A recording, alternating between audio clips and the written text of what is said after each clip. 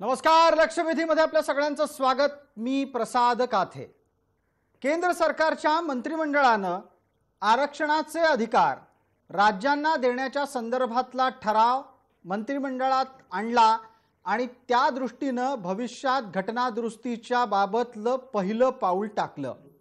केंद्र सरकारच्या कडून या बातमीला आत्ताच्या घडीला संसद सुरू असल्यानं, अर्थात संसदेच्या दोन्ही सभागृहांचं अधिवेशन सुरू असल्यानं अधिकृतरित्या मान्यता दिलेली नाही.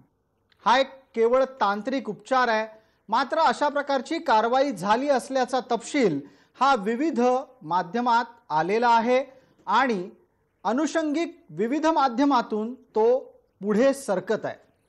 या सगळ्याचा एक थेट परिणाम हा पश्चिम भारतातल्या महत्त्वाच्या 3 राज्यांवर होणार आहे. राजस्थान, त्याचबरोबर गुजरात आणि महाराष्ट्र. राजस्थानात गुज्जरांचं आंदोलन आरक्षणासाठी आहे, गुजरातमध्ये पटेल आग्रही आहेत, तर महाराष्ट्रामध्ये मराठा. महाराष्ट्रातलं मराठा आरक्षण देण्याच्या संदर्भातले अधिकार राज्याला असावेत असा काल परवापर्यंतचा आग्रह आता केंद्र सरकारच्या धोरण बदलानंतर टप्प्यात आला आहे. असं जेव्हा लक्षात आलं त्यावेळेला मवियानं आपली भूमिका वेगळ्या पद्धतीनं पुनर्रचित केली. आता मविया अर्थात महाराष्ट्रातली महाविकास आघाडीचं सरकार असं म्हणायला लागलेलं आहे की केवळ आणि केवळ अधिकार राज्यांना देऊन भागणार नाही, तर 50% आरक्षणाची मर्यादाच हटवून टाकली पाहिजे. इंदिरा साहनी खटल्यामध्ये हे सुस्पष्ट करण्यात आलं आणि सर्वोच्च न्यायालयानं दिलेला निकाल हा घटनेचा भाग बनलेला असल्यामुळे देशात 50%पेक्षा जास्त आरक्षण देता येत नाही. काही ठिकाणी काही राज्यांमध्ये ते अत्यंत अपवादात्मक स्थितीत आहे आणि ते आरक्षण सुद्धा अद्याप पूर्णपणे शिक्कामोर्तब स्वरूपात अस्तित्वात आलेलं नाही. ते आरक्षण सुद्धा आत्ताच्या घडीला चर्चेत अडकलेलं आहे. महाराष्ट्र सरकारनं गोवारींना दिलेलं जास्तीचं 2% आरक्षण हे रद्द झालंय. महाराष्ट्रात सुद्धा आरक्षणाच्या आकडेवारीची पुनर्रचना करण्याच्या संदर्भातला विषय पुढे आलेला आहे. 50%पेक्षा जास्त आरक्षण झाल्यानं ओबीसींचं राजकीय आरक्षण रद्द झालंय. हे सगळं विसरता कामा नये. या सर्व प्रकारच्या घटना आत्ता चर्चेला येण्याची गरज आणि कारण हेच की मराठ्यांना आरक्षण देण्याची जबाबदारी राज्यांवर आली आणि मवियानं आपला गोलपोस्टच बदलून टाकला. मवियाची आता नवी आणि ताजी भूमिका सांगते आहे की त्यांना केंद्राकडून आरक्षणाच्या संदर्भातली 50%ची मर्यादा हटवून हवी आहे. केंद्रानं अशा प्रकारची भूमिका घ्यावी का? 50% आरक्षणाची मर्यादा हटवली तर तो गुणवंतांवर अन्याय ठरेल का? 50%ची आरक्षणाची मर्यादा हटवल्यानंतर मूळ आरक्षणाला धक्का लागणार नाही कशावरून? ज्यांना 50%ची आरक्षणाची मर्यादा मान्य नाही त्यांना आरक्षण मिळवणाऱ्या दलित समाजानं मतदान का करावं? या सगळ्या प्रश्नांच्या सोबतचा एक प्रश्न आणखीन महत्त्वाचा, जे आपलं आजचं शीर्षक आहे, आरक्षणाची मर्यादा नसेल तर मविया मराठा आरक्षण देईल का? याच संदर्भात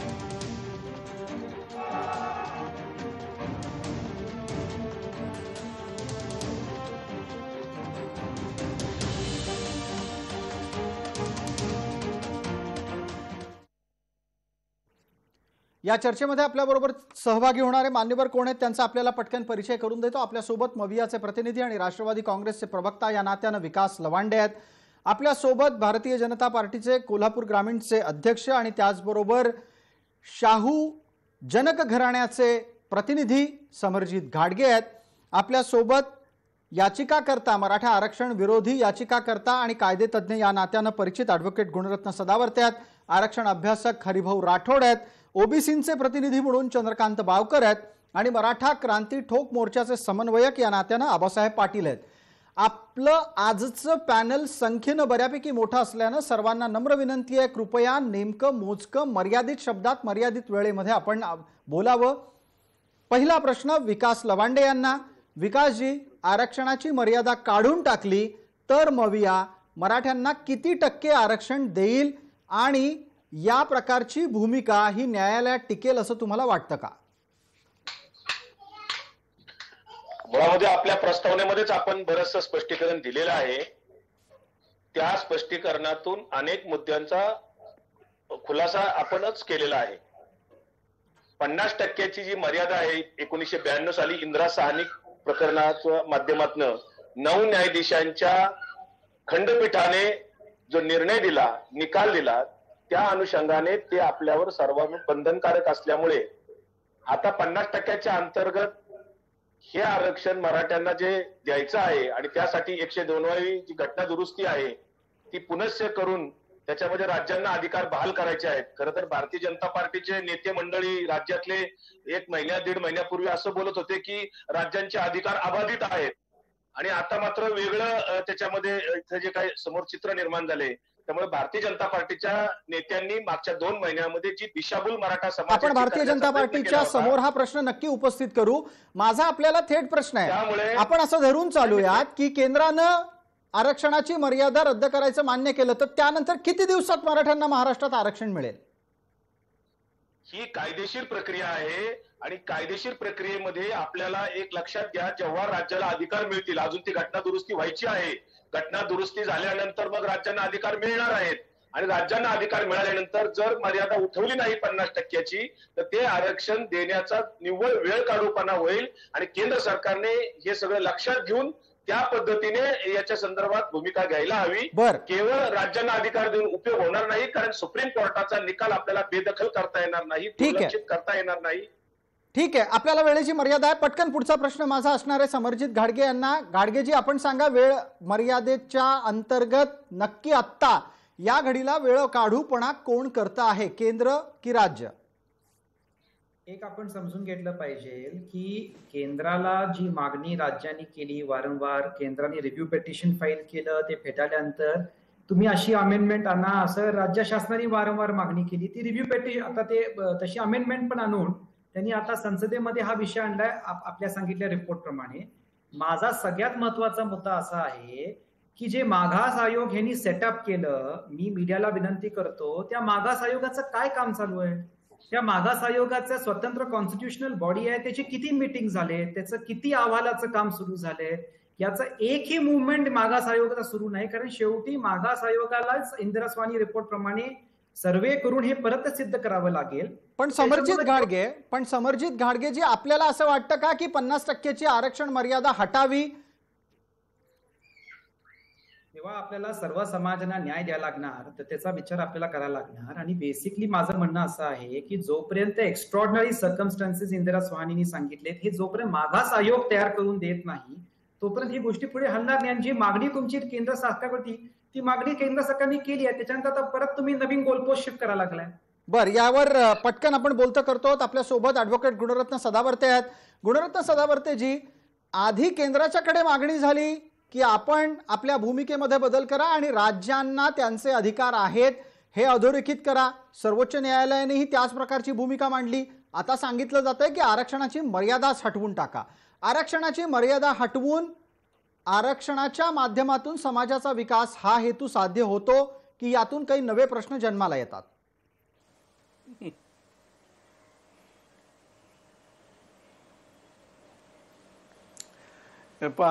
हे क्यू येण्याची हे आहे, वेळ आहे आता यांच्यावर.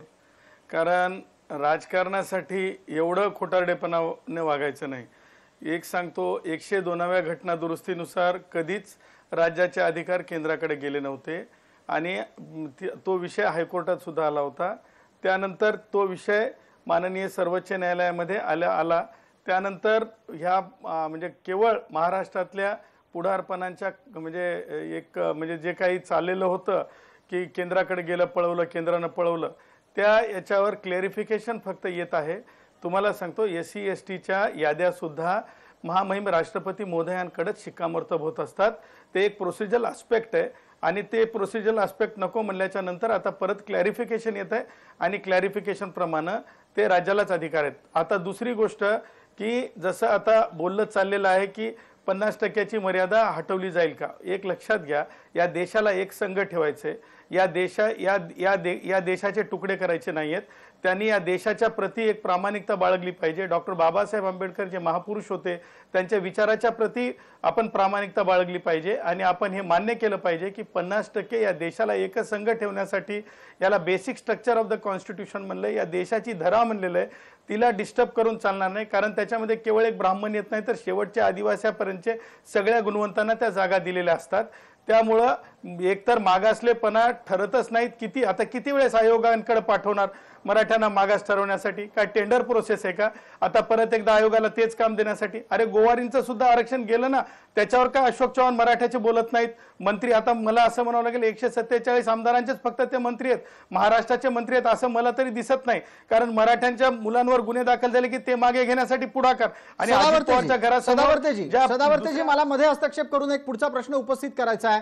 तो असा आहे की 50% आरक्षणाच्या मर्यादेच्या संदर्भात जेव्हा जेव्हा प्रतिवाद होतो, तो समोरचा प्रतिवाद असा असतो की 50% आरक्षणाची मर्यादा बाबासाहेबांनी नाही घातली, ती इंदिरा साहनी खटल्यात आली, अशा प्रकारचा एक तर्क दिला जातो. या तर्काला किती स्थान आहे? हा तर्क चर्चेत मान्य होऊ शकतो का?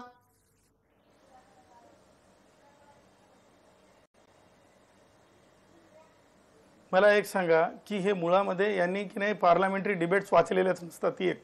दुसरी गोष्ट, म्हणजे संविधान साक्षरतेचं अज्ञान आहे. तुम्हाला सांगतो, डोळसपणे वाचायचं असतंय आणि त्रस्त होऊन वाचायचं असतंय. त्रस्त आणि डोळसपण म्हणून जेव्हा तुम्ही वाचता तेव्हा पार्लमेंटरी डिबेट्समध्ये हे स्पष्टपणे म्हणजे महामानव डॉक्टर बाबासाहेब आंबेडकरांना स्पष्टपणे प्रश्न विचारण्यात आला होता. डॉक्टर बाबासाहेब आंबेडकर, जर 50%पेक्षा जास्त आरक्षण दिलं तर काय होईल? त्यावेळेस या देशाला एक संघ ठेवण्याची प्रक्रिया देणारे, संविधानाच्या माध्यमातून या देशाला एक संघ ठेवणारे बाबासाहेब आंबेडकर असं म्हणाले, जर 50%पेक्षा जास्त आरक्षण दिलं तर ते रिव्हर्स डिस्क्रिमिनेशन होईल. आणि तेच बाबासाहेबांच्या हयातीच्या नंतरच्या सगळ्या जजमेंटमध्ये नुसतं इंदिरा साहनीमध्ये आलेलं नाही, ते MR बालाजीमध्ये आलेलं आहे. त्याच्यानंतर नागराजमध्ये रेफरन्स आला, त्याच्यानंतर डॉक्टर जयश्री पाटीलमध्ये सुद्धा आला. याचा अर्थ निव्वळ याच्यावर बोल बच्चन नाहीये, तर याच्यामध्ये स्पष्टता आहे. आणि ज्यावेळेस संविधान वाचलं जातं, इंटरप्रिटेट केलं जातंय, त्यावेळेस कॉन्स्टिट्यूशन डिबेट सोबत ते इंटरप्रिटेट केलं जातंय. त्यामुळे वल्गना आहेत, हे टोटल पॉलिटिकल आहे. त्यामुळं 50%च्या पुढं इंदिरा गांधीच्या काळामध्ये सुद्धा लक्षात घ्या, मिनर्वा मिल इंदिरा गांधींच्या काळात आली होती ती जजमेंट. त्यावेळेसच माननीय सर्वोच्च न्यायालयाने सांगितलेलं आहे की जेव्हा या देशाच्या बेसिक स्ट्रक्चरला संविधानाचा धक्का लागेल, तेव्हा हे माननीय सर्वोच्च न्यायालय नेहमी कार्यरत राहील. तशा प्रकारचं बेसिक स्ट्रक्चरला धक्का लावणार. आता या तुमच्या भूमिकेतून असं स्पष्ट होतं आहे की 50%ची आरक्षणाची मर्यादा ही बाबासाहेबांना अपेक्षित होती. मग आता विकास लवांडे, आपण सांगा, आपण नक्की 50%ची मर्यादा काढा असा आग्रह धरून बाबासाहेबांच्या मूळ भूमिकेला, मूळ हेतूलाच ठेस पोहोचवताय का?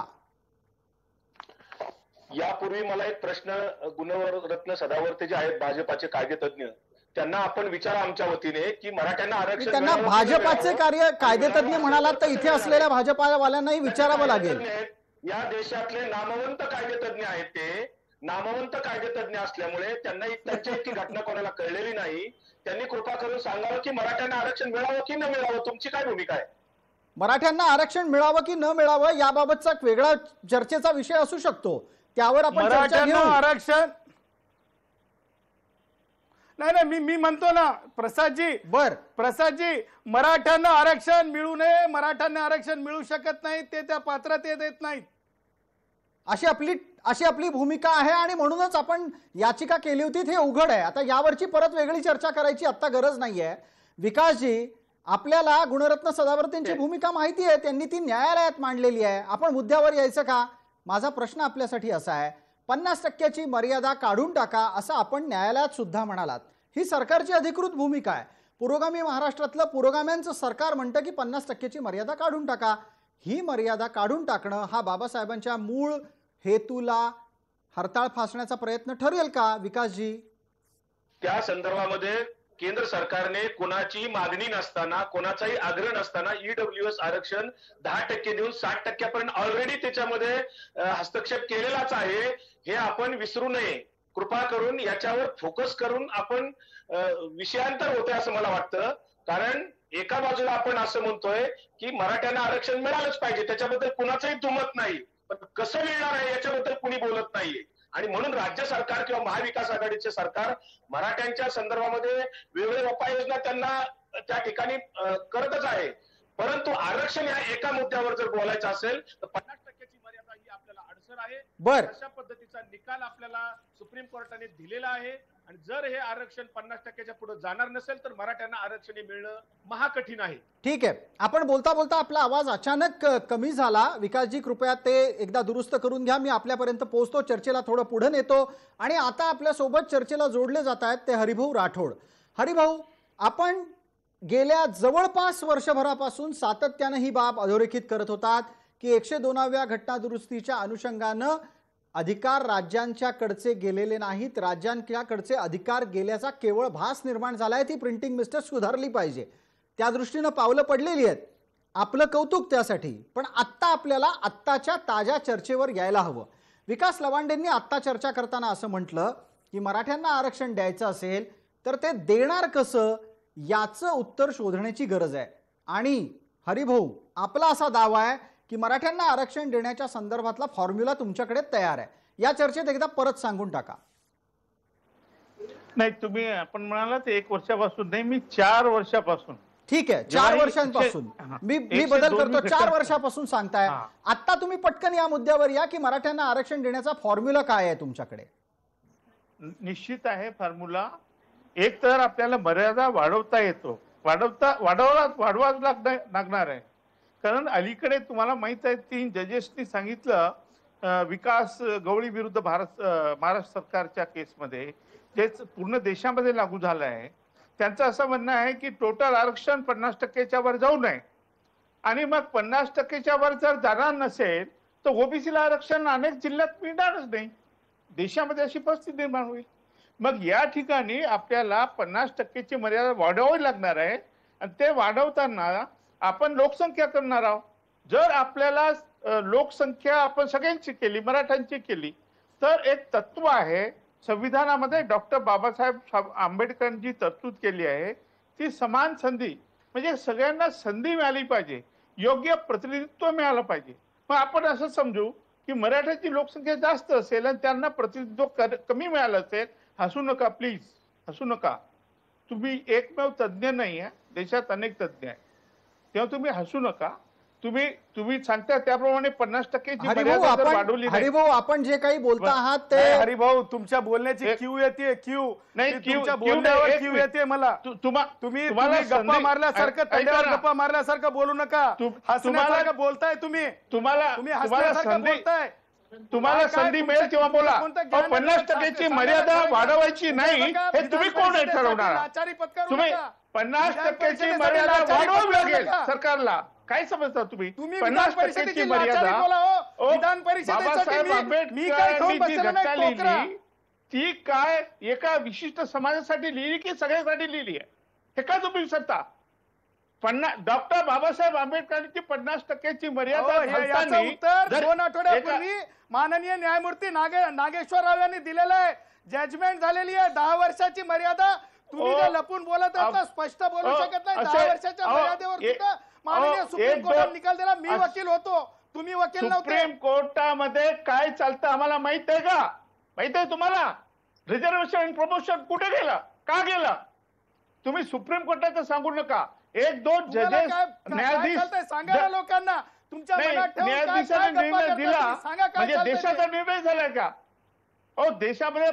देशामध्ये एवढ्या तुम्ही करोडो जनतेचा हरिभाऊ, एक मिनिट दोघांनी थांबा जरा. दोघांनी थांबा. चर्चा भरकटत चालली आहे. हरिभाऊ, मुद्द्यावर या, पटकन मुद्द्यावर या आणि सरळ सांगून टाका मराठ्यांना आरक्षण कसं दिलं जाऊ शकतं. 50%ची मर्यादा हटवली पाहिजे आणि ती हटवता येऊ शकते असं हरिभाऊ आपलं विधान आहे. त्याच्यावर वाद सुरू झालाय, त्यावरची चर्चा पुढे करू. मी गुणरत्न सदावर्ते आपल्याला संधी देईन. हरिभाऊ, या व्यतिरिक्त आणखीन काय मार्ग आहेत ते सांगा. हे बघा, लोकसंख्या करायची, मर्यादा वाढवून घ्यायची आणि ओबीसीचं सब कॅटेगरीशन करायचं. सगळ्यांना समान संधी मिळेल. मराठा समाजाला सुद्धा आरक्षण मिळू शकते, माझा दावा आहे. आता मग हरिभाऊ पुढचा मुद्दा जो थोड्या वेळापूर्वी समरजित घाडगे यांनी मांडला समरजित घाडगेंनी हाच मुद्दा उपस्थित केला की मराठ्यांना मागास तर ठरवावं लागेल, बरोबर ना? लोकसंख्येच्या आधारे त्यांच्या सामाजिक, आर्थिक, शैक्षणिक स्थितीचा अभ्यास पुन्हा एकदा करावा लागेल. मग हे सगळं करणारा मागास आयोग करतोय काय, हाच तर प्रश्न मगाशी समरजित घाडगेंनी उपस्थित केला होता. हरिभाऊ, बरोबर आहे का? अगदी बरोबर आहे, पण मागासवर्गीय आयोगाने त्यांना मागासवर्ग ठरवलं होतं ना. अहो, मागास आयोगानं मागास ठरवून मागास होतो का कोणी? हो, येस येस. आपण असं म्हणता आहात की ते होतं आणि यादीत कोणी घालायचं? मला यावर एकदा पटकन आपल्या सोबत आहेत गुणरत्न सदावर्ते, त्यांना बोलतं करू द्या. हरिभाऊ एकच मिनिट थांबा.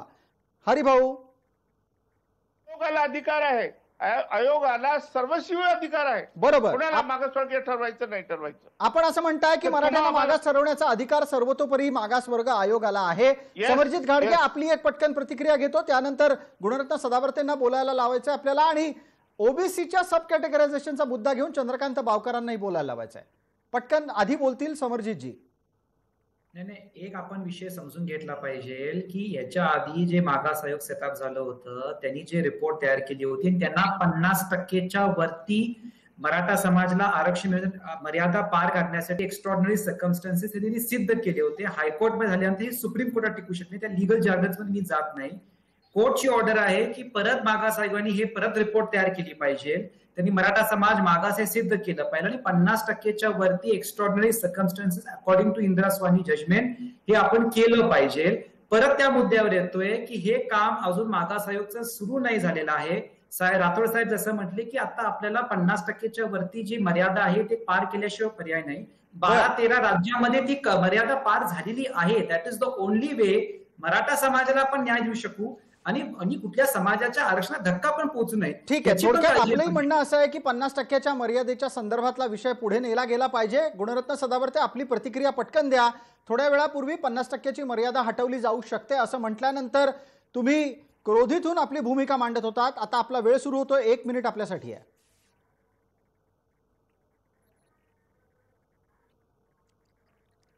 मी दोघांनाही उत्तर देतो. सगळ्यात अगोदर दुसऱ्यांच्या आरक्षणाला हक्काला हात लागत नाही असं जे समरजित बोलतायत ते अत्यंत चुकीचं बोलतायत.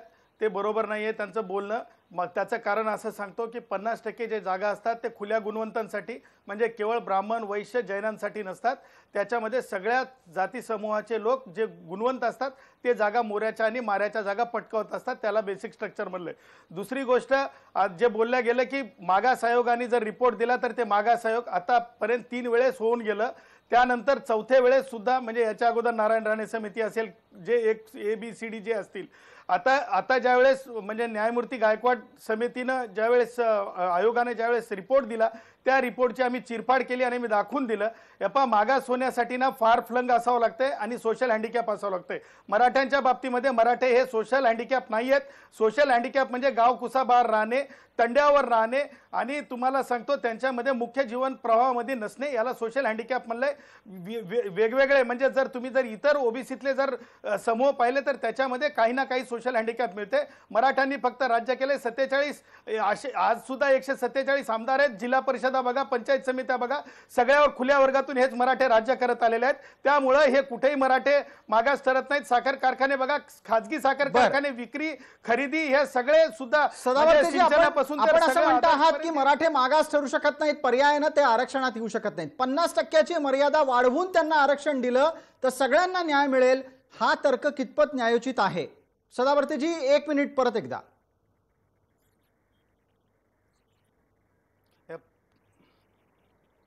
तुम्हाला सांगतो, ह्याच्या अगोदर सुद्धा सरकार होते, ह्याच्या अगोदर सुद्धा काँग्रेस सत्तेमध्ये होतं, त्यांना सुद्धा माहीत होतं. आणि त्यांनाच नाही तर मला म्हणजे मला माहित नाही, समरजितच्या अगोदर जे कोणत्या पक्षाचे प्रवक्ते बोलले की सगळ्यांनाच द्यायचंय.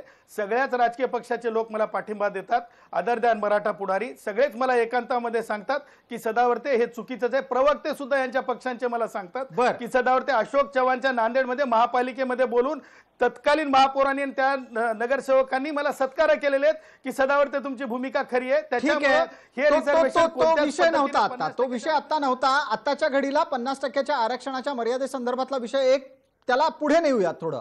आणि आपल्या सोबत हरिभाऊ राठोड यांनी मगाशी केलेल्या विधानावर प्रतिक्रिया देण्यासाठी चंद्रकांत बावकर आहेत. बावकरांना मी विचारू इच्छितो की आत्ताच्या घडीला ओबीसी मधल्या सब कॅटेगरायझेशनद्वारे मराठ्यांना आरक्षण देता येऊ शकतं असं हरिभाऊंनी सांगितलंय. हे 50%च्या आत द्यायचंय का 50%च्या बाहेर द्यायचंय आणि हे मुळात ओबीसींना मान्य असेल का? मुळात सुप्रीम कोर्टाने 5 मेला जो निकाल दिलेला आहे तो स्वयंस्पष्ट आहे. मराठा समाज हा कोणत्याही परिस्थितीमध्ये सामाजिक दृष्ट्या मागास ठरत नाही. आणि आता ॲडव्होकेट सदावर्तेजींनी जी भूमिका या ठिकाणी मांडली की अपवादात्मक परिस्थिती देखील मराठ्यांच्या बाबतीमध्ये खरी नाही. आणि हे कोर्टाने एकदा सांगितल्यानंतर त्यांना मागास ठरवण्यासाठी आणखीन काय काय करणार आहात ते मला समजत नाही. आणि मागासलेपणा हा असा अचानक एका रात्रीमध्ये येतो का सामाजिक मागासलेपणा? तर नाही, हा पिढ्यानपिढ्याचा सामाजिक मागासलेपणा आहे. मग चंद्रकांत बावकर, या सगळ्या गोष्टी जर तुम्हाला लक्षात येतात तर हरिभाऊंना का लक्षात येऊ नयेत? आता हरिभाऊनी आता मी त्यांच्याबद्दल काय जास्त बोलणार नाही, ते सिनियर आहेत. परंतु त्यांना जो अर्थ त्यांना ज्या पद्धतीने लावायचा तो ते लावतायत. परंतु इथे बघा, सुप्रीम कोर्टाने एकदा त्या आरक्षणाला, मराठ्यांच्या आरक्षणाला कुलूपच लावून टाकलेलं असल्यामुळे आता किती चर्चा केली, 50%च्या आतमध्ये असलं की 50%च्या पलीकडे असलं तरी काही करता येऊ शकणार नाही, ही एक बाब आहे. आणि आता जी चर्चा होती ती 102व्या घटना दुरुस्तीच्या अनुषंगाने होते. फक्त 102व्या घटना दुरुस्तीमुळे काही कुठलं मराठ्यांचं आरक्षण अडलेलं नाही, तर ही 102वी घटना दुरुस्ती होण्यापूर्वी आयोग जे नेमले गेलेले आहेत, ज्यांनी खत्रे आयोगापासून त्यांना मागास ठरवलेलंच नाहीये. ठीक आहे, याच मुद्द्यावरची चर्चा पुढे नेऊयात. एक महत्वाची विश्रांती गरजेची आहे. पटकन परत येतोय लक्षवेधीच्या पुढच्या भागात.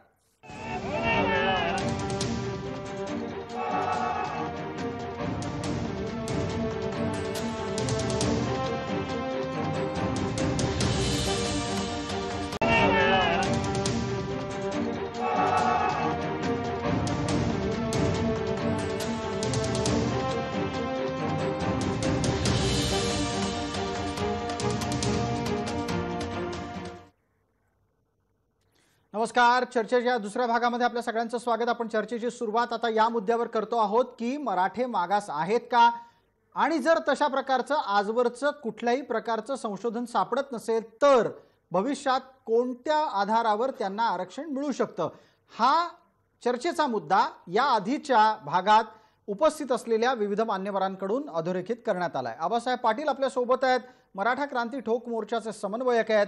आबासाहेब, आपल्यासाठीचा हा मुद्दा उपस्थित होतो की मराठा समाज मागास आहे हे सिद्धच करता येत नसेल तर मग आरक्षणाचा आग्रह ठेवायचा का, आणि मग 50%ची मर्यादा, 102वी घटना दुरुस्ती असे विविध मुद्दे आणायचे का? समाज मागास आहे की नाही हे कोण ठरवणार आहे? आबासाहेब, आपला आवाज नीट येत नाहीये. आबासाहेब, आपला आवाज नीट येत नाहीये. मला सांगा.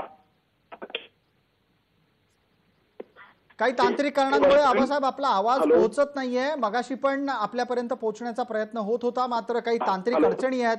मला पटकन हा मुद्दा घेऊन पुढे जायचंय आणि या निमित्तानं समरजित घाडगेंना बोलतं करतो. समरजितजी, मराठी मागास आहेत की नाहीत याच्या संशोधनाच्या अनुषंगानं आरक्षणाचं पाऊल पुढे जाऊ शकतं, अशा स्वरूपात थोड्या वेळापूर्वी चंद्रकांत बावकरांचं विधान होतं.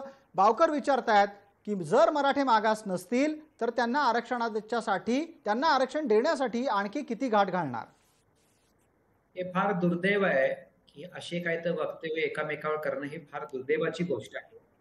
मराठा समाज किती मागास आहे आणि काय अडचणीतून जातोय हे काय मला इथं सांगायची आवश्यकता वाटत नाही आणि कुणाला इथं पुरावे द्यायची आवश्यकता नाहीये. माझं आपल्याला सगळ्यांना एकच म्हणणं आहे की एकामेका समाजावर इथं विनाकारण आरोप प्रत्यारोप न करण्यापेक्षा मराठा, मी तुम्हाला जसं म्हटलं की प्रत्येक राज्यामध्ये असे 12 ते 13 राज्य आहेत ज्याच्यामध्ये 50%च्या वरती मर्यादा क्रॉस झालेल्या. मागच्या सरकारमध्ये पण हा प्रयत्न झाला होता आणि गायकवाड आवाज जे झाला होता तो बऱ्यापैकी हायकोर्टमध्ये पारित झाला, पण सुप्रीम कोर्टात टिकू नाही शकले. पण गाडगेजी याच्यात एक महत्वाचा मुद्दा काय आहे की याआधी हायकोर्टानं त्यावेळच्या मागास आयोगाचा अहवाल मान्य केला, मराठी मागास आहेत हे मान्य केलं, सुप्रीम कोर्टात ते टिकू शकलं नाही. आता सुप्रीम कोर्टात का टिकू शकलं नाही याची एक वेगळी चर्चा सुरू होईल. त्या चर्चेला आत्ता हात घालायला नको, पण आपण असं म्हणता आहात की मराठी मागास आहेत. मला पटकन विकास लवांडे यांना विचारायचं आहे. विकासजी, मराठा समाज मागास आहे नाही या उत्तराच्या संदर्भातली राज्य सरकारची भूमिका काय? मविया मराठ्यांना मागास मानते का? तुमचा दुसरा आवाज येतोय, तुमच्या ऑफिस मधले सगळे आवाज मला येत आहेत. बर, मी त्या ते जरा दृष्टीने कमी सांगतो. माझा आवाज पोचला का? माझा प्रश्न आपल्याला तुमचा ऐकायला आला आवाज का? पोहोचला मला. जी. मुळामध्ये मराठा समाज हा सामाजिक दृष्ट्या मागास आहे किंवा नाही हे राष्ट्रीय मागासवर्ग आयोग किंवा राज्य मागासवर्ग आयोग हे ठरवू शकतो. दुर्दैवाने या आधीच्या कुठल्याही आयोगाने ते सिद्ध करू शकलेले नाहीयेत.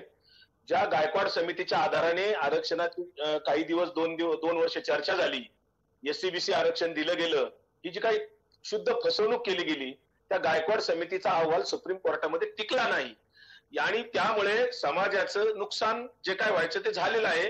परंतु समाजाचे मुख्य प्रश्न हे आर्थिक स्वरूपाचे आहेत, गरिबीशी निगडित आहेत. मराठ्यांचे प्रश्न आर्थिक स्वरूपाचे असल्यामुळे त्या अनुषंगाने आपल्याला वेगवेगळ्या उपाययोजना कराव्या लागतील. आरक्षण मिळेल किंवा न मिळेल या अनेक कायद्याच्या त्याच्यातनं आपल्याला प्रक्रिया पार करून पुढे जायचं आहे आणि त्याच्यातनं भविष्य माहित नाही. विकासजी, आपण वारंवार अत्यंत धाडसाने ही भूमिका मांडता आहात की मराठ्यांच्या संदर्भातले प्रश्न आर्थिक आहेत, त्यांना विविध उपाययोजनांच्या माध्यमातून उत्तर दिलं जाऊ शकतं. मला विकासजी या तुमच्या विधानाच्याच अनुषंगानं जाणून घ्यायचं आहे, सरकार म्हणून मराठा समाज मागास आहे असं मवियाला वाटतं की नाही वाटत? नाही, सरकारला हा अधिकार नाहीये ठरवण्याचा आणि राजकीय पक्षांनाही तो अधिकार नाहीये ठरवायचा. उद्या आमचा राष्ट्रवादी काँग्रेस पार्टी म्हणली किंवा महाविकास आघाडी म्हणली हा अमका समाज मागास आहे, तमका समाज मागास नाहीये, हे ठरवण्याचा अधिकार कुठल्याही राजकीय पक्षाला नाही. तो मागासवर्ग आयोग जे आहे त्याच्यासाठी काही प्रक्रिया आहे, त्याच्यासाठी काही नियमावली आहे, त्या नियमावली किंवा त्या प्रक्रियेतनं आपल्याला ते ठरवता येतं. बर, मग आता यावर एक पटकन प्रतिक्रिया 30 सेकंदात. समरजित घाडगे, मविया म्हणतेय की राजकीय दृष्ट्या मराठा मागास आहे की नाही हे ठरवता येणार नाही, किंवा मराठे मागास आहेत की नाही हे राजकीय दृष्ट्या ठरवता येणार नाही. राजकीय दृष्टीने राजकीय पक्षांना ठरवण्याचा अधिकार नाही, तो राजकीय पक्षांना ठरवण्याचा अधिकार नाही, विकास लवांडेंचं वक्तव्य आहे. ते मागासवर्ग आयोग ठरवू शकतो. ठीक आहे, समरजित घाडगे उत्तर देत आहेत. 30 सेकंद आहेत आपल्याकडे. जसं म्हटले ते क्रॉस व्हॉइसिंग आपल्या ऑफिस मधून फार व्हायला लागले. तुमच्या ऑफिस मधली चर्चा येते खूप. जी मी त्यावर तोडगा काढतो. माझा प्रश्न पोहोचला का समरजित जी? मला प्रश्न पोहोचला, पण त्या मॅडमचा मध्ये आवाज येतोय, नॉट एबल टू. जी, आपला आवाज अतिशय नीट प्रेक्षकांपर्यंत जातोय. आपण कृपया उत्तर सुरू करा. नाही, हे बघा, लेट्स बी व्हेरी क्लिअर. काय व्हायला लागले की मराठा समाज मागास आहे. हो, मराठा समाज मागास आहे. या मराठा समाजाची आज जी परिस्थिती आहे ही आपण बघायला लागलोय आणि मोठ्या प्रमाणामध्ये समाज मागास आहे. माझं असं म्हणणं आहे की मराठा समाजाला मागास ठरवताना एका काळी या समाजाने सगळ्यांना आपण पाठबळ दिले. मला असं वाटतं की आता 50% वरती मर्यादा पार करण्यासाठी सर्व समाजाचा याला पाठिंबा आहे.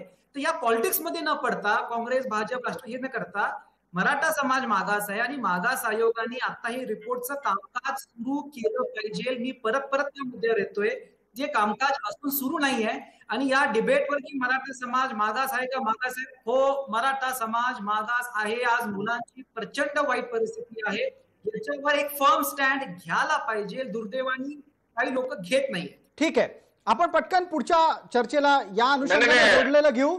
आपल्या सोबत हरिभाऊ राठोड आणि इतर सर्व मान्यवर आहेत, तेही उत्तर देतील. हरिभाऊ, आपल्याशी जोडलं जाण्यात काही तांत्रिक अडचणी येत आहेत, कृपया त्या दुरुस्त करून घ्याव्यात. पटकन बावकर सरांना एक पटकन प्रश्न विचारतो. बावकर जी, मराठे म्हणतायत की ते मागास आहेत. आता याला उत्तर देण्याच्या साठीची परिस्थिती कशी निर्माण होणार? ते मागास आहेत की नाही, हो की नाही, हे कोण सांगणार? या ठिकाणी घाडगे साहेबांनी प्रत्यक्षरित्या म्हणजे अप्रत्यक्ष पण नाही, एक मान्य केलेलं आहे की मराठा समाज हा आर्थिक दृष्ट्या मागास आहे. त्यांचे प्रश्न जे आहेत ते आर्थिक प्रश्न आहेत. मग दोन त्याच्यासाठी पर्याय आहेत, आर्थिक उपाययोजना वेगवेगळ्या योजनांच्या मार्फत, आणि दुसरं म्हणजे ईडब्ल्यूएसचं आरक्षण. या आर्थिक प्रश्न मिटवण्यासाठीच आहे. त्याच्यामुळं त्याच्या बाबतीतच विचार व्हावा, मराठा समाजाकडून पण व्हावा. आणि आज जे राजकीय पक्ष एकमेकावर आरोप प्रत्यारोप करतायत, तर त्यांनी हे आरक्षण केवळ आपल्या राजकारणापुरतं वापरण्यासाठीच वापरलं गेलं, वापरण्यासाठीच त्यांनी त्या राजकारणाचा विषय हाताळलेला आहे असं मला वाटतं. ठीक आहे, यावरची एक प्रतिक्रिया आपल्याला आबासाहेब पाटलांची घ्यायची आहे. दरम्यान हरिभाऊ राठोड यांच्याकडचा आवाज सातत्यानं ऑन एअर जात होता, त्याबद्दल क्षमस्व. आबासाहेब, मुद्द्यावर येऊयात पटकन. मराठा मागास आहे अशी समरजित गाडगे यांची भूमिका आहे. आत्ताच्या घडीला पटकन आपल्याकडून हे अपेक्षित करतो की मराठा मागास असल्याच्या संदर्भातली ही जर भूमिका मान्य केली तर त्यांच्या आरक्षणाच्या संदर्भात तुम्हाला मनापासून असं वाटतं का की आरक्षणाच्या मर्यादा वर खाली झाल्या तर मवियाकडून आरक्षण मिळेल? मुळात कसं आहे माहिती आहे का प्रसादजी, आतापर्यंत सगळी चर्चा मी ऐकली की आता सुप्रीम कोर्टाचं आरक्षण रद्द झाल्यानंतर सरकारनं काय भूमिका घ्यायला पाहिजे होती ह्याच्यावरती सरकार बोलायला तयार नाही.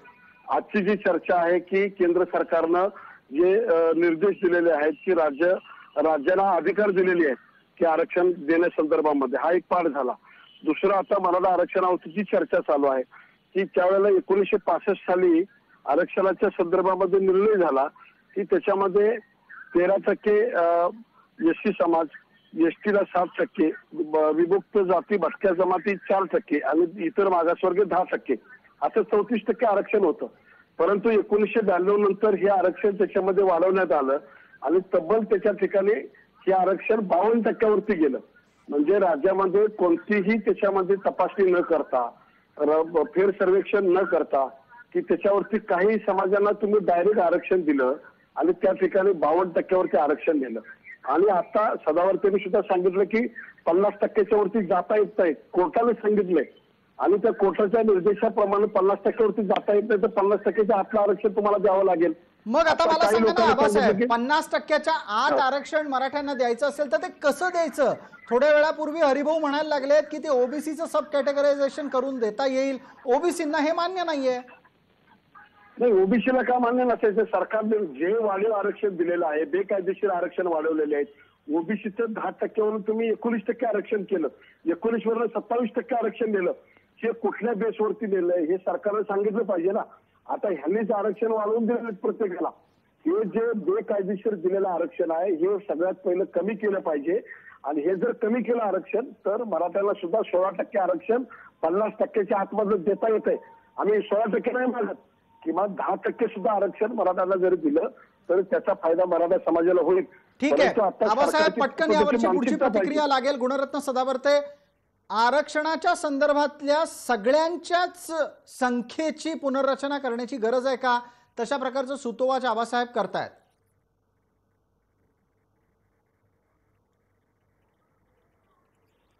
लक्षात घ्या की जे म्हणजे सगळ्यात अगोदर तर आता जे बोलल्या गेलं की ते आरक्षण चुकीच्या पद्धतीने दिलं गेलं ओबीसींच्या बाबतीमध्ये.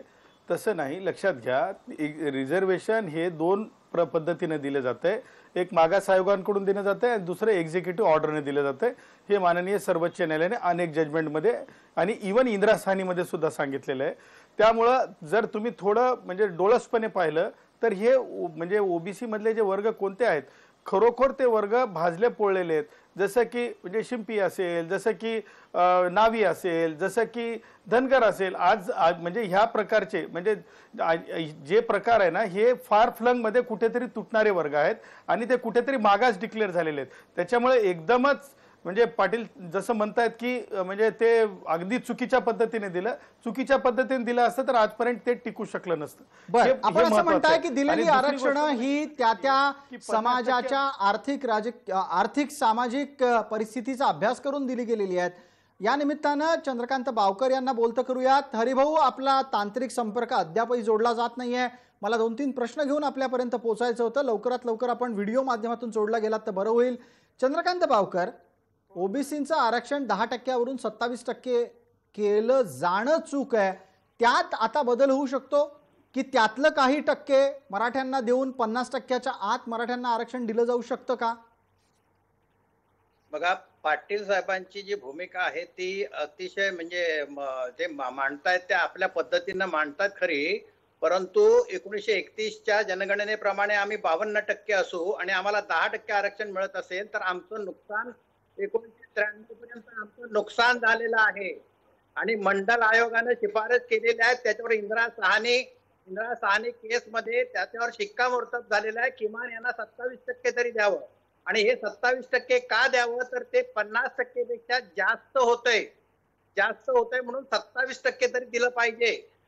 नाहीतर त्यांना 52% लोकसंख्या असेल तर 52% मिळायला हवं होतं. 27% 50% ची ओबीसी मर्यादा झाले. बघा, 27% तुमच्या म्हणण्याप्रमाणे 27% ओबीसी झाले. महाराष्ट्रातल्या ज्या आता जाती आता हो, ओबीसी ऐका तुम्ही सांगतो तुम्हाला. त्यामुळे प्रसादजी, 27% आरक्षण हे देखील आम्हाला एक कमी मिनिट आहे. आबासाहेब, चंद्रकांत बावकरांचा मुद्दा संपतच आलाय. एकदा पटकन त्यांचं म्हणणं पूर्ण करा, नाहीतर वेळ आपला त्यातच निघून जाईल. बावकरजी लवकर संपवा, 30 सेकंद आहेत. 27% आरक्षण हेच मुळात आम्हाला कमी आहे, परंतु जी मर्यादा 50% आहे त्याच्या पलीकडे जाता येत नाही म्हणून ते 27% नाईलाज हे करावं लागतंय. आणि त्याच्यामध्ये महाराष्ट्रामध्ये 6 कॅटेगरीज केले गेलेले आहेत ऑलरेडी. जवळजवळ 6 म्हणजे सगळ्या 6 कॅटेगरीज मध्ये बावकरजी आपण असं म्हणताय की 27%च कमी आहेत ओबीसीसाठी. मग 27% जर कमी असेल तर ओबीसींना किती हवंय आरक्षण? ओबीसींना खरं तर एक लक्षात घेतलं पाहिजे की कोर्टाचे जे वेगवेगळे निर्णय आलेले आहेत म्हणजे मंडल आयोगाच्या अगोदरपासूनचे, त्याच्यामध्ये 50% ची मर्यादा घातलेली असल्यामुळे आम्हाला ते त्याच्या पलीकडे येत नाही. मंडल आयोगानंच स्पष्ट केलेलं आहे. हवंय सांगा चंद्रकांतजी, मुद्द्यावर या. किती टक्के हवंय ओबीसींना आरक्षण? किमान आम्हाला वाचवणं हे आमची जबाबदारी आहे. आणि त्याच्यामध्ये अशा प्रकारची कुठे घुसखोरी जर होणारी असेल किंवा एखादा मोठा जो समाज आहे तो नाही बावकर आपण वेळ घेताय. बावकर आपण आकडा नाही सांगत आहे, सरळ सांगून टाका ना. 50% ओबीसींना हवंय, 60% हवंय, 70% हवंय. किती टक्के आरक्षण हवंय ओबीसींना? प्रमाणामध्ये मिळालं पाहिजे. किती टक्का सांगा चंद्रकांत बावकरजी प्लीज. टक्का सांगा, वेळ आहे आपल्या, मर्यादा वेळेची. ओबीसी समाज जर 52% असेल तर त्यांना 52% आरक्षण मिळायला हवं होतं किंवा इतर सवलती मिळायला हव्या होत्या. ठीक आहे, आबा पाटलांचं उत्तर ऐकूया त्याच्यावर. आता मला सांगा, जर ओबीसी 52% मागत असतील, मराठ्यांना जर समजा त्यांच्या लोकसंख्येच्या तुलनेमध्ये आरक्षण लागणार असेल आणि याच्या आधी एससी एसटी या दोघांचं आरक्षण असेल, तर मुळात एकूण आरक्षण होईल किती याच्यावरचं उत्तर थोड्या वेळाने आपण घेऊच. आपल्यासोबत गुणरत्न सदावर्ते आहेत. मला आत्ता पटकन विचारायचं आहे, ओबीसींना लोकसंख्येच्या प्रमाणात आरक्षण देण्याच्या संदर्भातली मागणी इथं चंद्रकांत बावकरांनी मांडली. आबासाहेब त्याला उत्तर देऊ इच्छित आहेत. बघा प्रसादजी, अनुसूचित जातीचं 13% म्हणजे 16% झालं. अनुसूचित जमातीचं 7%, 14% झालं.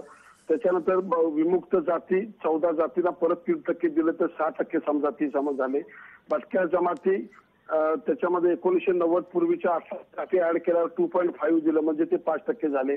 भटक्या जमाती धनगर आणि जाती ऍड केला त्याच्यामध्ये 3.5% वाढवलं म्हणजे ते 7% झालं. त्याच्यानंतर वंजारी तत्सम जाती त्या 2% घेतल्या म्हणजे त्यांचं 4% झालं. इतर मागासवर्गीय त्याच्यामध्ये 27% ओबीसी सगळं झालं 19%. टोटल हे 38% झालं 19 दोन्ही. आणि टोटल हे 100% इथं झालं. आणि खुल्या वर्गाची पदांची संख्या ती 100%. म्हणजे असे 200% जर इथं झाल्यानंतर तुम्हाला 100%वर आरक्षण येणार आहे.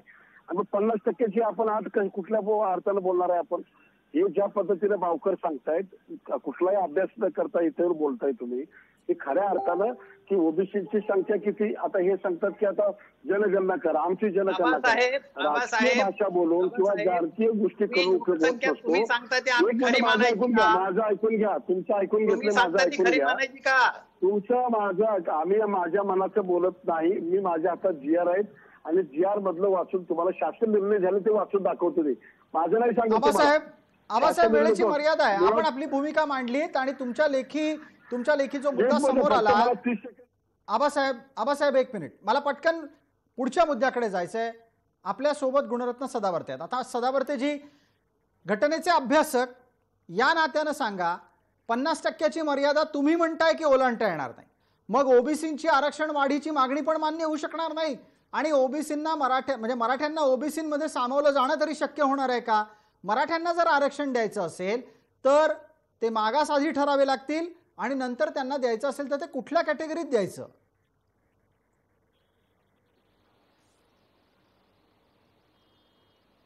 पहिली गोष्ट, मराठे मागासच नसल्यामुळे ते निघाले. त्यांना ते आरक्षण न मिळणे, केवळ सांगण्याची हिंमत नाही लोकांमध्ये की तुम्हाला मिळत नाही आरक्षण. पॉलिटिकल लोकांची ती अडचण असते आणि ती अडचण सगळेच जण समजून घेऊ शकतात. दुसरी गोष्ट, 50%ची मर्यादा आणि ओबीसीचं रिझर्वेशन.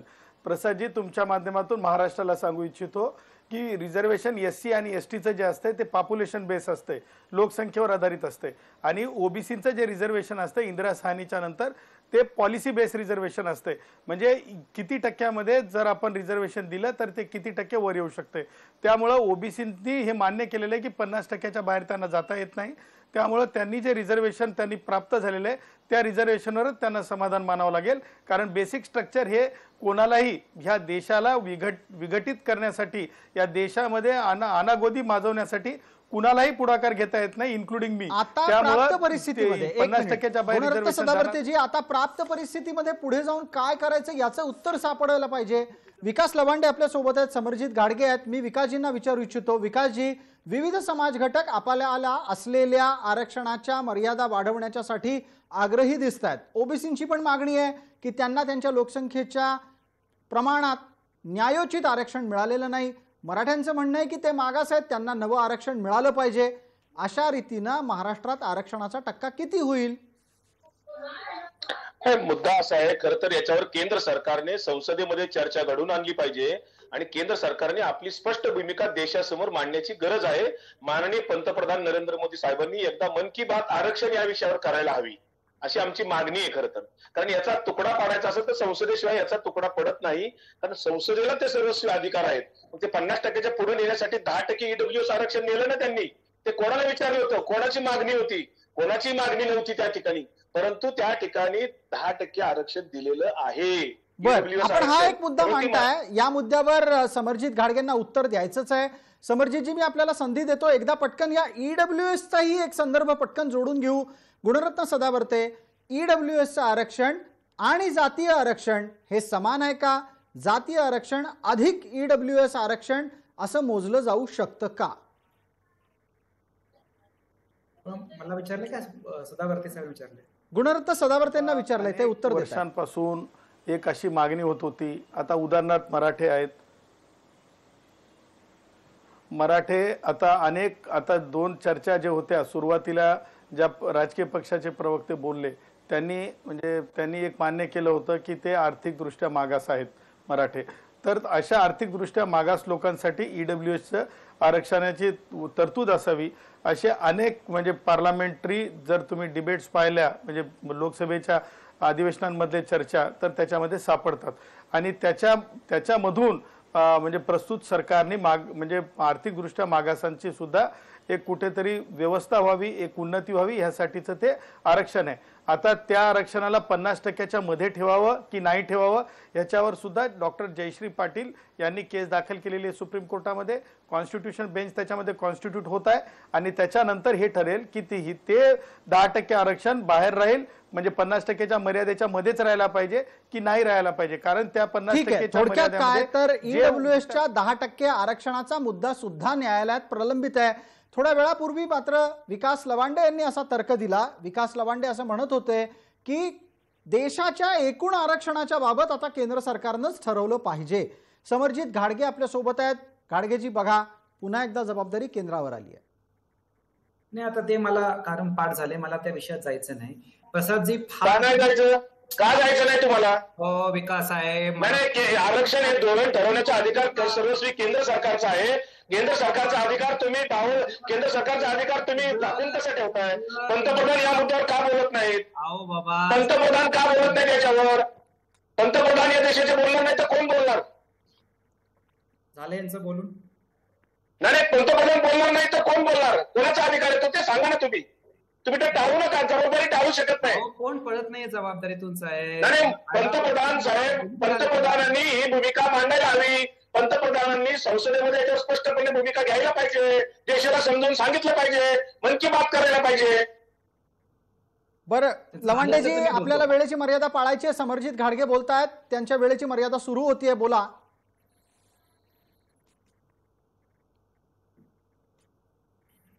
तुम्ही राजकीय कायदेतज्ञ आहात, तुम्ही राजकीय पक्षाचे प्रवक्ते व्हा एकदा. घाडगेजी बोलतायत, लवांडेजी त्यांना संधी देऊयात. घाडगेजी बोला, वेळेची मर्यादा आपल्याला, कार्यक्रमात शेवटच्या टप्प्यात पोहोचलोय. एक आपण समजून घेतलं पाहिजे की जी भूमिका जे भूमिका राज्य शासनाने वारंवार मागितली की ह्याच्या 102 घटना दुरुस्तीवर केंद्राने स्पष्टीकरण करावं, ते आता त्यांनी केंद्राने स्पष्टीकरण दिलेलं आहे. मी परत त्या मुद्द्यावर येतो. कृपया करून आता जरा मराठा वर्सेस ओबीसी हे मुद्दा बंद करायला आपण पाहिजे. मराठा समाजाला आरक्षण मिळायचं असेल तर 50%च्या वरती आपल्याला मर्यादा करून घेतली पाहिजे. त्यासाठी कोर्टाने पण सांगितले की मागास आयोग तुम्ही परत सेटअप करा. मागास आयोग सेटअप करून या मुद्द्यावर तुम्ही रिपोर्ट सादर करा, हे कोर्टाने सांगितलेलं आहे. अजूनही त्याच्यावर परत मी त्या मुद्द्यावर येतो की मागास आयोगावर एकही मीटिंग नाही झाली, एकही कामकाज सुरू झालं. समरजित गाडगे, आपण या चर्चेत हा मुद्दा वारंवार मांडलात आणि याचं उत्तर विकास लवांडे यांच्याकडून आलं नाही. विकासजी, मराठ्यांना मागास ठरवण्याच्या संदर्भात मागासवर्ग आयोगाने आतापर्यंत काय केलं हे सांगू शकाल 30 सेकंदात? परत पंतप्रधान नरेंद्र मोदी साहेबांनी आता अहवाल केला पाहिजे. मागास आयोग त्यांनीच तयार केलं पाहिजे. मागास आयोग त्यांनीच केलं पाहिजे. त्यांचं उत्तर मी आता सांगतो. ते केंद्राचाच अधिकार आहे. समर्जित गाडगे साहेब, केंद्र समोर आपण आरक्षण विकासजी, ठरवतो. विकासजी एकच मिनिट. विकासजी, वेळेची मर्यादा आहे, 1 मिनिट. कृपया हे सांगा, राज्य मागास आयोगानं काय केलं मराठ्यांना मागास ठरवण्यासाठी आतापर्यंत? आरक्षण धोरण ठरवण्याचा अधिकार केंद्राला आहे की राज्याला आहे? आरक्षण धोरणाची चर्चा आता नाही चालली. विकास लवांडे, मागास आयोगानं काय केलं मराठ्यांना मागास ठरवण्यासाठी? जोपर्यंत 50%ची मर्यादेच्या संदर्भामध्ये भूमिका स्पष्ट होत नाही तोपर्यंत त्याचा निकाल लागणार नाही. संसदेचा तो सर्वस्वी अधिकार आहे. विकास लवांडे, 1 मिनिट. विकास लवांडे, आपल्याला माझा प्रश्न ऐकायला आला का? विकास लवांडे, राज्य सरकारने घेतलेली भूमिका सुप्रीम कोर्टात टिकणार नाही. विकास लवांडे, मी आपल्याला जो प्रश्न विचारतोय त्यावर आपण बोलत नाही आहात. राज्य मागास आयोगानं मराठ्यांना मागास ठरवण्यासाठी आतापर्यंत काय केलं? नाही, त्याची प्रक्रिया सुरू आहे, परंतु ते ठरवलं जरी असेल त्याची प्रक्रिया सुरू आहे. राज्य मागास वर्ग आयोग त्या संदर्भातली प्रक्रिया सुरू आहे. त्याच्यावर काही दिवसात त्याच्यावर बिलकुल नाही आहे. खोटं बोलतायत. एकही मीटिंग नाही झाली आहे त्याची. कुठली मीटिंग बघा, काही नाही. मागास वर्ग आयोगाने काय करावं काय करू नये हे राजकीय पक्ष सांगू शकत नाहीत. राज्य मागास वर्ग आयोग हे स्वतंत्र आहे. राज्य मागास वर्ग आयोगाने त्याच्यावर भूमिका घेतलेली आहे आणि केंद्रीय मागास वर्ग आयोगाला सुद्धा त्याच्यावर भूमिका घ्यावी लागणार आहे. तुम्ही आरक्षणाच्या धोरणाबाबत गल्लत करताय. लोकांची दिशाभूल करू नका. लोकांची दिशाभूल करू नका. झाली एवढी दिशाभूल भरपूर झाली. गेले 3 वर्ष तुम्ही दिशाभूल केलेली आहे. गेले 3-4 वर्ष तुम्ही दिशाभूल केलेली आहे. मला वेळेची मर्यादा आहे. आपण दोन्ही राजकीय प्रवक्ते यांनी थोडंसं थांबावं अशी विनंती करतो. या चर्चेच्या विविध प्रकारच्या मुद्द्यांवर परत एकदा कधी ना कधीतरी चर्चा करू. आत्ताच्या घडीला राज्यात मराठे मागास ठरवण्याच्यासाठी मागासवर्ग आयोगानं काय केलं याचं उत्तर अद्याप तरी हाती आलेलं नाही. आणि त्याचबरोबर मराठे मागास नसतील तर त्यांना आरक्षण द्यायचं कसं हे उत्तरही शोधणं बाकी आहे. तुर्तास लक्षवेधीच्या या चर्चेत इतकंच. सर्व प्रेक्षकांना जय महाराष्ट्र.